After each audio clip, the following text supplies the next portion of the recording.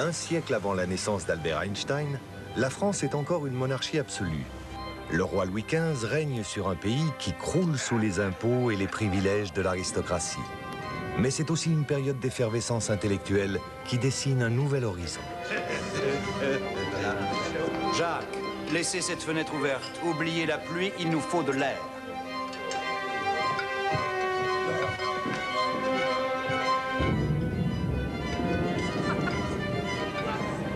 L'époque des Lumières est l'époque où le progrès de l'esprit humain passe par la science, où pour décrire le monde, on a besoin de la classification, de la nomenclature, c'est-à-dire il faut classer, nommer, afin de comprendre les différents éléments et la nature du monde et ses transformations.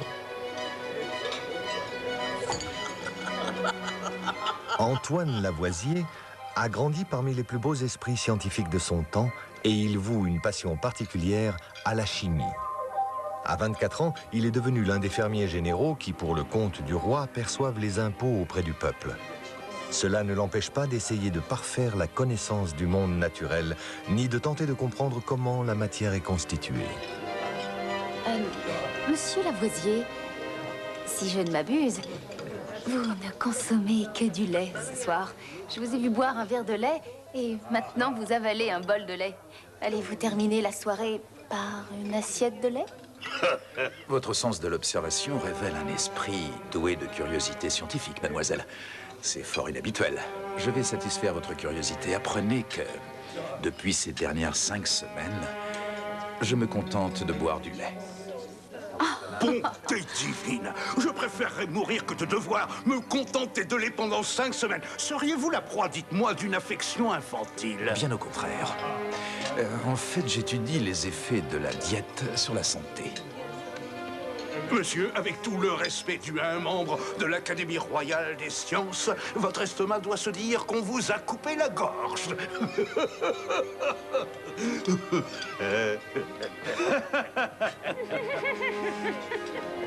Nul doute que le vôtre comte va d'ici peu exiger de l'Académie qu'on élargisse votre gorge. Marianne, comment osez-vous insulter le comte? Auriez-vous oublié ce que le comte vous offre? Son nom, vous allez devenir la comtesse d'Amerval. Et de plus, il vous introduira dans tous les salons. Vous serez celle qu'il faut voir à Paris. De vous embarrasser de devoirs matrimoniaux avant d'avoir eu l'occasion de satisfaire votre curiosité pour la nature. Et si nous passions au salon? Je trouve qu'il fait une chaleur ici.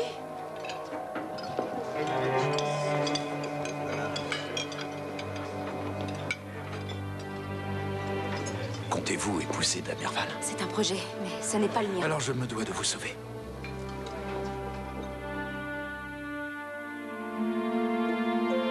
En 1771, Lavoisier épouse Marianne Pauls, fille d'un des directeurs de la ferme générale. Il a tenu sa promesse de soustraire la jeune fille à la convoitise du comte d'Amerval, de 40 ans son aîné.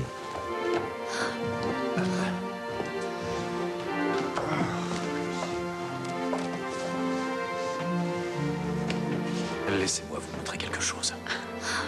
Professionnellement, Lavoisier est d'abord fermier général, c'est-à-dire banquier de l'État et collecteur d'impôts.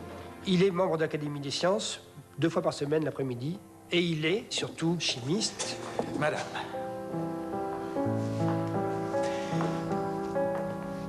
Qu'arrivera-t-il si j'attrape une barre de cuivre ou de fer et que je la laisse dehors sous la pluie durant des mois, madame Lavoisier?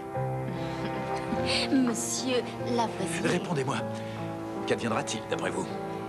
S'agit-il d'un examen oral précédant un examen approfondi, monsieur? Je recherche la vérité avant tout. Alors, vous vous moquez de moi, monsieur. Vous le savez fort bien. Le cuivre va se recouvrir de verre de gris. Quant au fer, il va rouiller. Je crois que le terme est calciné. Très impressionnant, ma charmante femme. Allons plus loin, voulez-vous? Lorsque le métal rouille, devient-il plus lourd ou plus léger? Mais, monsieur, chercheriez-vous à me piéger? Oh. Posez-vous, cher papillon, et laissez-moi observer les choses de près. En fait, n'importe quel sujet en France doué d'un peu de raison sait que lorsqu'un métal rouille, il se désagrège, il s'allège et finit par disparaître. Ah, mais... Ah, pas un geste. Laissez-moi finir les choses. Contenez-vous, monsieur. Il y a plus. Un article récent publié par un brillant jeune chimiste, Antoine Lavoisier, démontre que le fer combiné à l'air devient un métal plus lourd. Fort impressionnant. J'ai l'intention... Non, quelle que soit votre intention, monsieur, j'ai l'intention d'être à vos côtés. Je veux tout connaître de votre science afin de vous suivre en toutes choses. Laissez-moi vous montrer ce que le fer combiné à l'air peut donner. Une union si délicate. Demain, monsieur. Demain.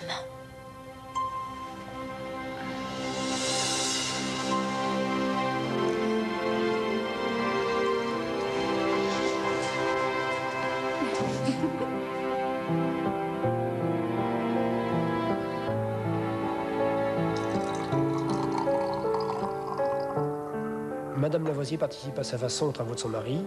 Il lui a fait donner des leçons de chimie et des leçons d'anglais pour qu'elle puisse traduire la chimie anglaise. Il lui a fait donner des leçons de dessin par le peintre David pour qu'elle puisse illustrer ses ouvrages, et en particulier le traité élémentaire de chimie dont elle fait les planches.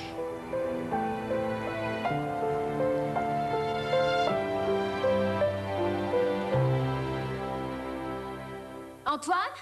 Oh, réveillez-vous, Antoine. Pardonnez-moi. Quelle heure est-il? Il est presque l'heure de recevoir Monsieur Marat. L'Académie vous a demandé d'étudier son travail. Il prétend avoir fait une découverte majeure. Oh, Antoine, l'auriez-vous oublié? Oh, Seigneur. Encore un charlatan avec une idée à colporter.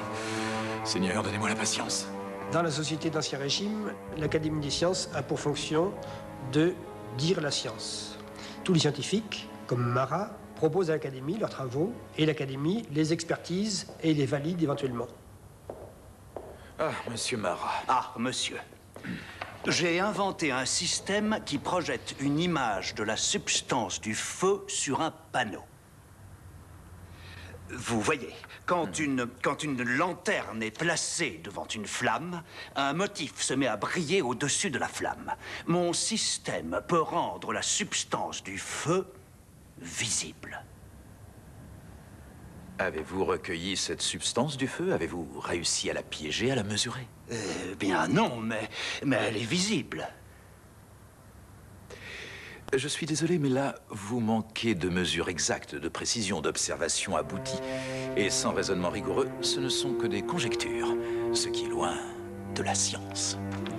Je ne suis pas un fervent de conjectures, monsieur. Ah non. Non.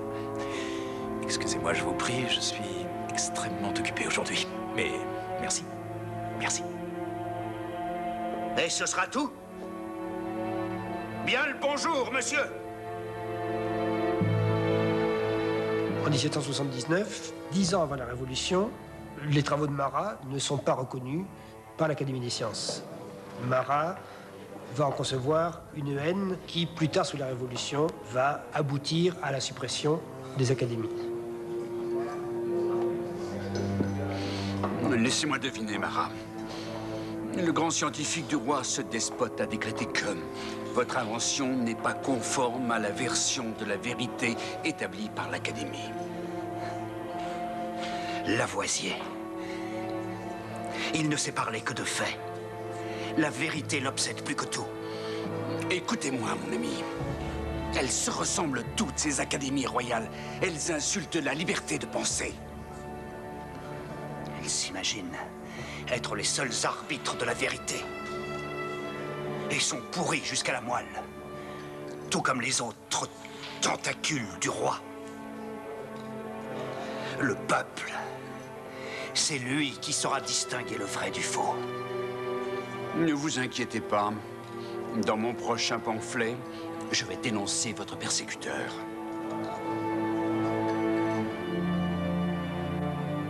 Pour Lavoisier, la science reine, ce sont les mathématiques. Et son but permanent est que la chimie puisse atteindre le niveau de rigueur des mathématiques. Ce badinage. Vous n'êtes qu'un effronté. Messieurs, par ici. Et le samedi, qu'il appelle son jour de bonheur, c'est le jour où il reçoit ses collègues scientifiques pour partager les expériences. Messieurs, j'ai pour ambition de démontrer que la nature est un système fermé. Que dans toute transformation, même si la quantité de matière ou de masse est importante, rien ne se perd, rien ne se crée. Suivez-moi, je vous prie.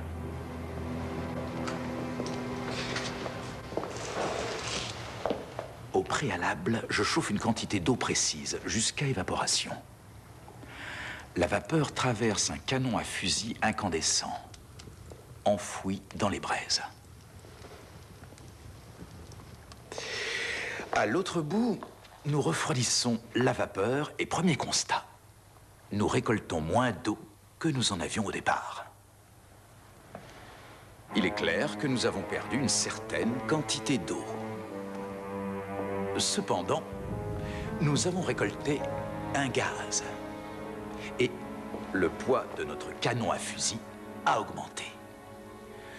Or, quand nous combinons ces deux augmentations, le nouveau poids du canon à fusil et du gaz que nous avons récolté, le résultat est exactement égal au poids de l'eau que nous avons perdue. Mais est-ce de l'air atmosphérique, monsieur Lavoisier? Non. Non, parce que je le mesure avec soin jusqu'au dernier grain. Je constate qu'il est plus léger que l'air qui nous entoure. Et de plus, il est inflammable. Voilà. Lavoisier vient de décomposer l'eau. Il a obtenu d'un côté l'oxygène, qu'il appelle air vital et qui est capté par le fer du canon à fusil, et de l'autre l'hydrogène, qu'il appelle air inflammable et qu'il a recueilli dans un gazomètre. Il pèse maintenant le canon de fusil accru de l'oxyde qui s'y est fixé. Il pèse l'hydrogène et cette masse totale représente exactement la masse de l'eau qui a été consommée. C'est-à-dire que rien ne s'est perdu, la matière s'est simplement transformée. Et il lui reste maintenant pour le prouver à opérer l'expérience inverse, c'est-à-dire à partir de l'hydrogène et de l'oxygène, arriver à recomposer de l'eau. Ce n'est qu'un début. Dans les mois à venir, j'espère démontrer que si je recombine cet air inflammable à l'air vital, retransformant du même coup les deux en eau, je vais recréer exactement la même quantité d'eau que celle perdue lors de ce processus. Et mon espoir est de compléter le cycle de l'eau en gaz, puis en eau. Et sans en perdre une goutte. La grande originalité de Lavoisier est d'avoir recours à une instrumentation de précision, de qualité jamais obtenue auparavant. Lavoisier a l'argent pour financer ses recherches et en l'occurrence, il fait fabriquer des instruments spécialement adaptés à ses besoins par les meilleurs constructeurs d'instruments scientifiques. C'est ainsi qu'il fait fabriquer le gazomètre qui permet non seulement de recueillir le gaz, mais de le peser avec une très grande précision, de l'ordre du grain, c'est-à-dire 50 mg, ce qui pour l'époque est tout à fait exceptionnel.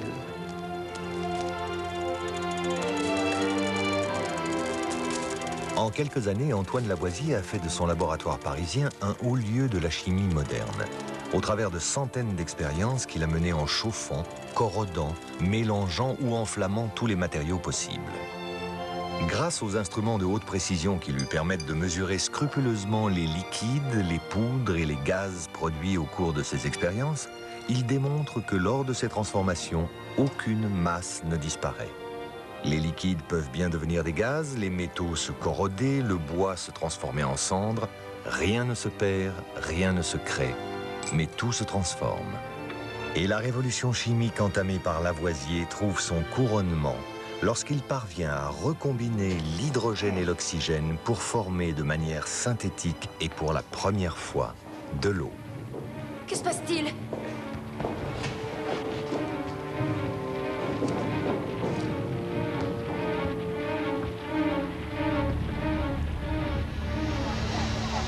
Quand la Révolution éclate en 1789, Lavoisier vient de publier le traité élémentaire de chimie, catéchisme de cette nouvelle science. Favorable à la Révolution, il met à disposition du nouveau pouvoir ses compétences de financier et de chimiste. Il va participer à des travaux collectifs pour l'État, l'essentiel étant la réforme des poids et mesures qui va conduire au système métrique. À l'automne 1793, peu après l'assassinat de Marat, le gouvernement révolutionnaire impose la terreur. Les aristocrates et les riches sont alors directement menacés. Quelques mois plus tard, les fermiers généraux qui avaient collecté l'impôt pour le roi sont mis en état d'arrestation. Tous sont condamnés à mort à l'issue d'un procès rondement mené.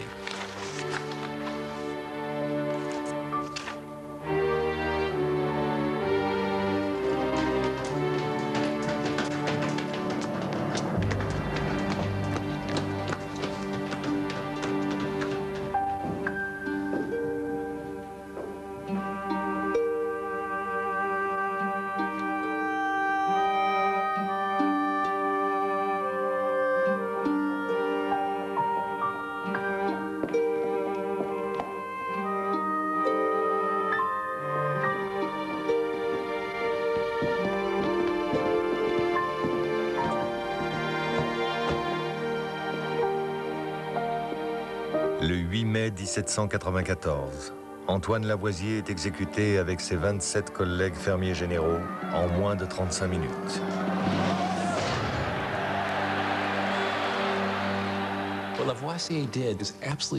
Ce qu'a fait Lavoisier est absolument essentiel à la science, en particulier à E égale MC2. Car ce qu'il dit, c'est que si l'on prend un bout de matière, on peut le diviser, le recombiner, lui faire faire tout ce qu'on veut, mais la matière elle-même ne disparaît pas. Si la foule brûle entièrement Paris, rase la ville, broie les briques et réduit les immeubles en fumée, si vous avez un grand dôme recouvrant Paris et que vous pesez la fumée, les cendres et les débris, vous obtiendrez exactement la masse initiale de la ville et de l'air qui l'entourait. Rien ne se perd.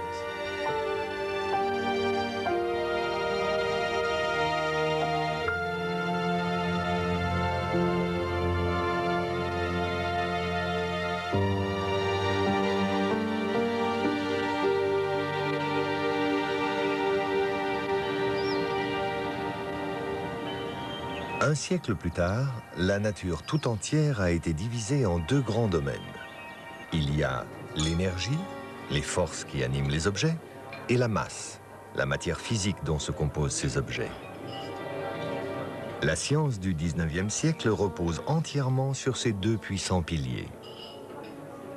Les lois qui gouvernent la première ne s'appliquent pas à l'autre. Mais Albert Einstein, jeune étudiant en physique, ne peut se satisfaire de cette contradiction. Grand Dieu, Einstein, que vous est-il arrivé? Par une bien curieuse ironie du sort, après avoir été chapitré hier par cet imbécile de professeur Pernet pour mon peu d'intérêt, j'ai dû suivre sa leçon pratique qui s'est révélée aussi longue qu'assommante et tout à fait inutile entre nous. Tout ça pour être victime d'une explosion de mon matériel.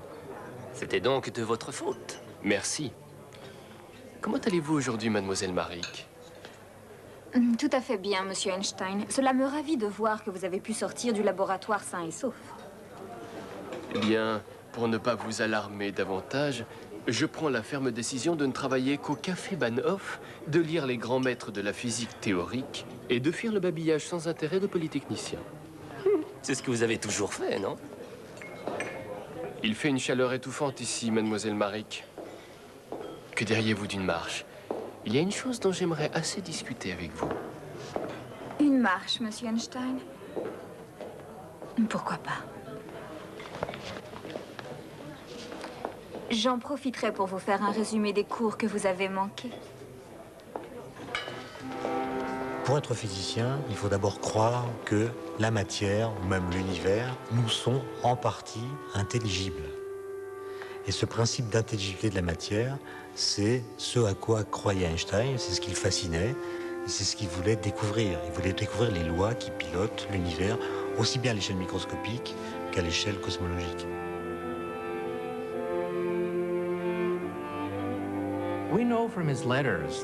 D'après ses lettres, nous savons qu'à 16 ans déjà, Einstein était littéralement obsédé par la nature de la lumière.